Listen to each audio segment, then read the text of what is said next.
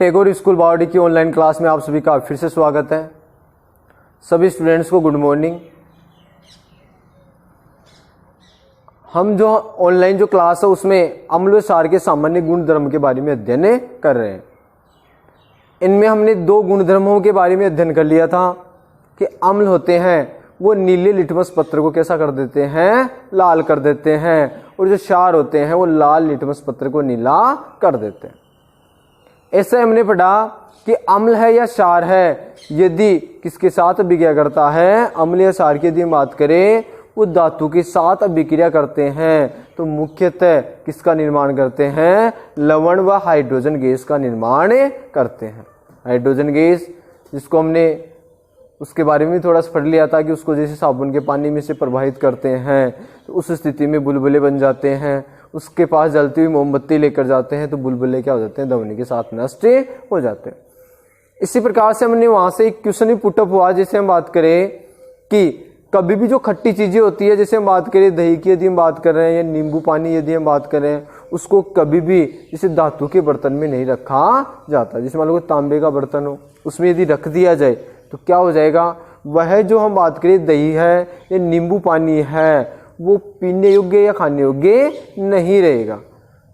क्यों नहीं रहेगा?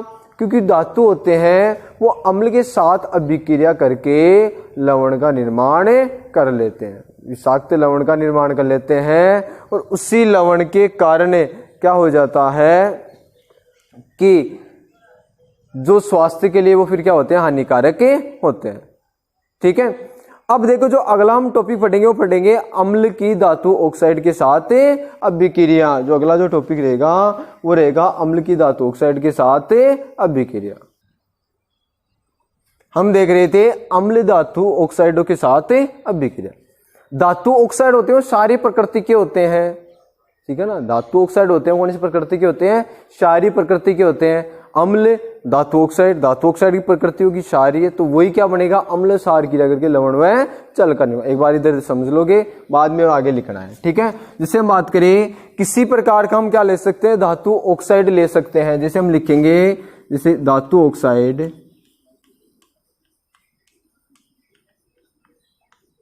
प्लस यहां क्या लिख सकते हैं, अम्ल।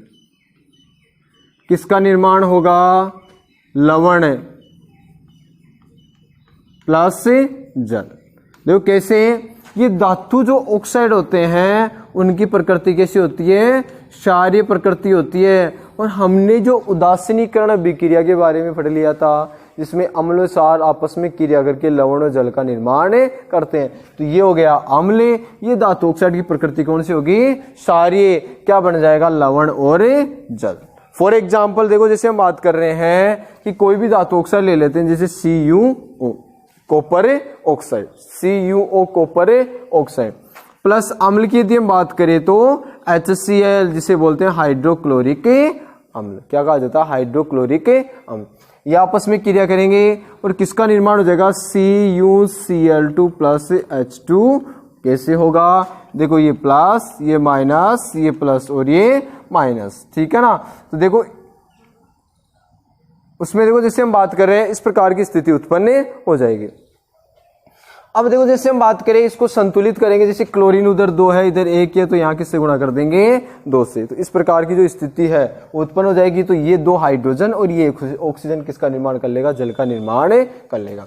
तो आगे हम देखो जैसे हम बात करें आगे जो 3 नंबर का जो इसका गुणधर्म लिखेंगे कि अम्ल धातु ऑक्साइड के साथ अभिक्रिया करके लवण और जल देते हैं। ये लिखेंगे 3 नंबर। हम क्या लिखेंगे, 3 नंबर अम्ल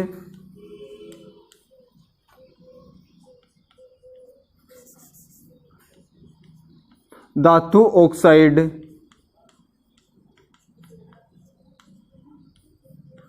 के साथ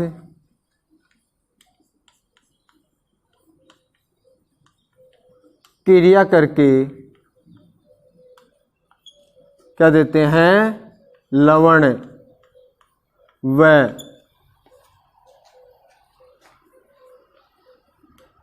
जल देते हैं।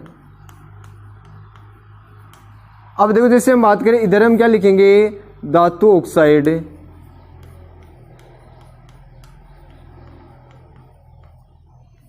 प्लस अम्ल,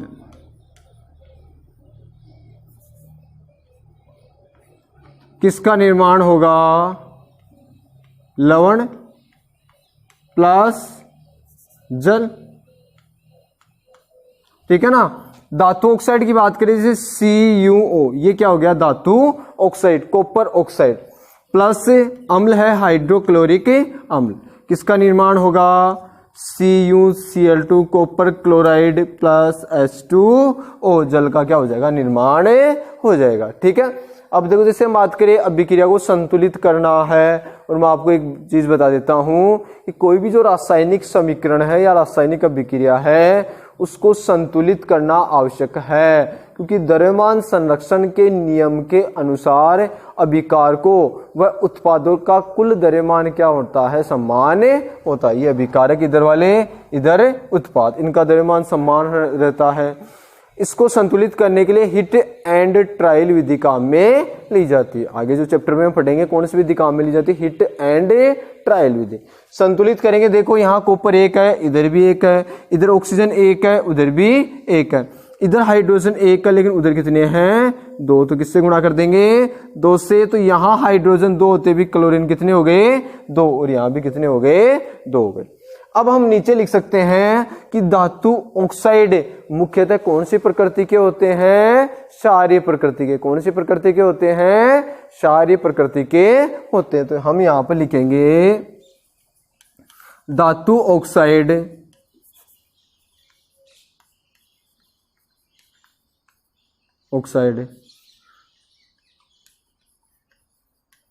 मुख्यतः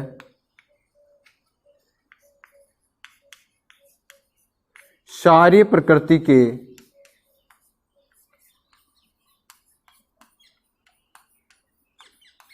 होते हैं। कौन सी प्रकृति के होते हैं? क्षारीय प्रकृति के होते हैं।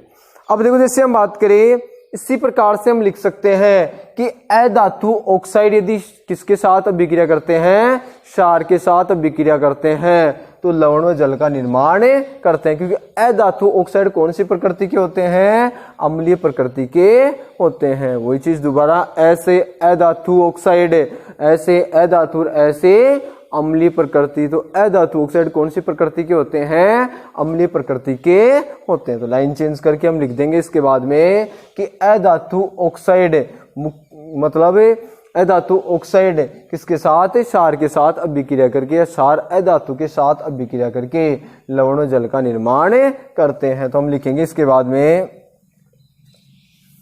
लाइन चेंज करके लिखना है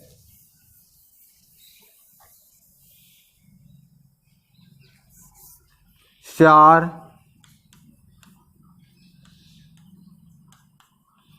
अधातु ऑक्साइड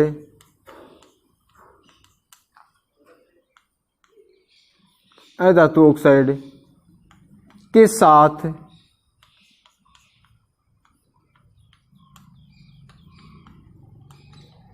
अभिक्रिया करके किसका निर्माण करते हैं? लवण व जल का निर्माण करते हैं। ठीक है, यहीं पे लिख देते हैं अधातु ऑक्साइड मुख्यतः कौन सी प्रकृति के होते हैं? अम्लीय प्रकृति के होते हैं। कौन सी प्रकृति के होते हैं? अम्लीय प्रकृति के होते हैं। हम लिखेंगे अधातु ऑक्साइड मुख्यतः अम्लीय प्रकृति के होते हैं।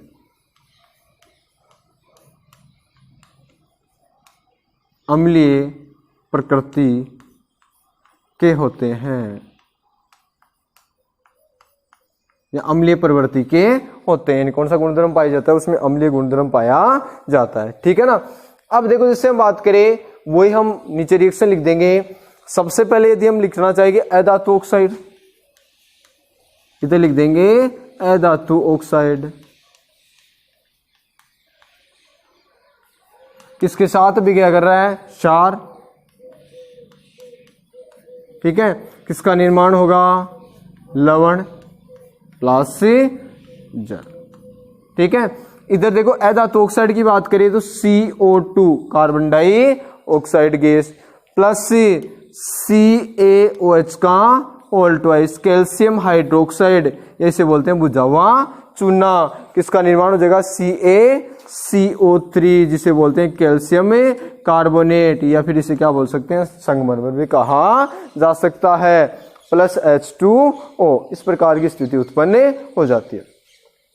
देखो जैसे हम बात करें CaOH का होल ट्वाइस तो इसे बोलते हैं बुझा हुआ चूना, इसे बोलते हैं बुझा हुआ चूना।